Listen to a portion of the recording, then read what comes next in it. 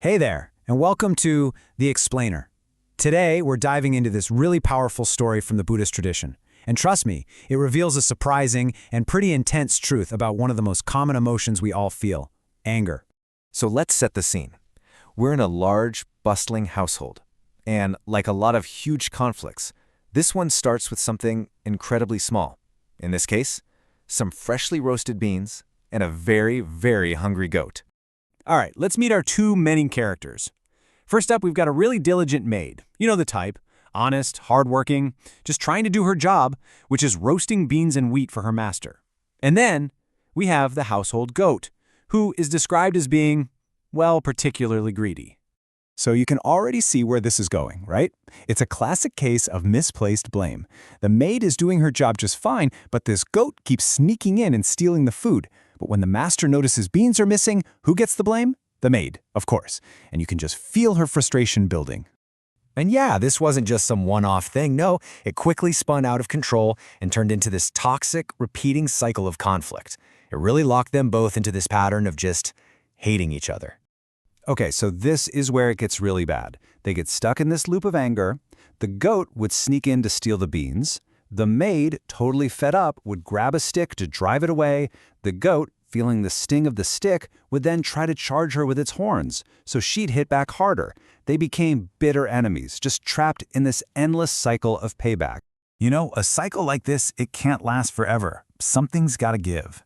All that pent-up anger was basically a ticking time bomb, and one evening it finally went off, all because of a single impulsive moment.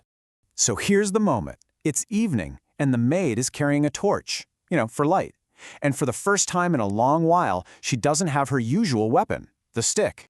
And the goat, it totally sees its chance. It looks at her, sees she's defenseless, and thinks, okay, this is it. Payback time. Full of its own rage, it just lowers its head and charges straight for her. In that split second, she's panicked, she feels cornered, and just in a blind flash of pure fury, she does something unthinkable.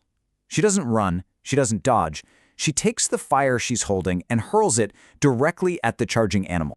And this is where everything just completely unravels. The goat's woolly coat, of course, catches fire instantly. Terrified, it freaks out and just bolts, running blindly through the village, setting all these thatched roofs on fire. But it doesn't stop there. The flames leap to a nearby mountain, and the whole forest just goes up in flames. The consequences are just devastating. The fire spreads so fast that a troop of 500 monkeys living in the trees are completely trapped. They all perish in the flames, all started by that one grudge between a maid and a goat. I mean, what a shocking, terrible outcome, all from such a simple grudge. But here's the thing. This story isn't just about a fire.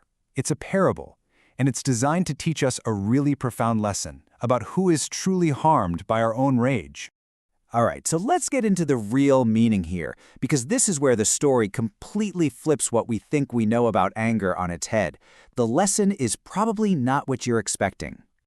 You know, most of us think of anger as a weapon, right? Something we use to punish someone who's wronged us. But this parable teaches something totally different. Anger is a fire that always burns the person holding it first. Instead of punishing others, it just ends up creating a disaster for ourselves. To really get this, we have to touch on the idea of karma that's at the heart of the story.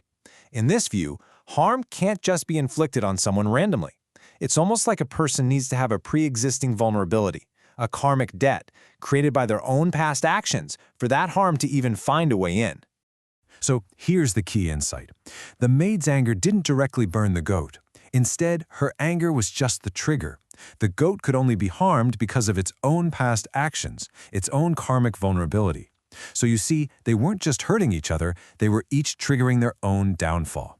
And according to the teaching, this principle extends to everyone involved. Even the villagers and the monkeys only suffered because their own past karma was brought to the surface by the fire.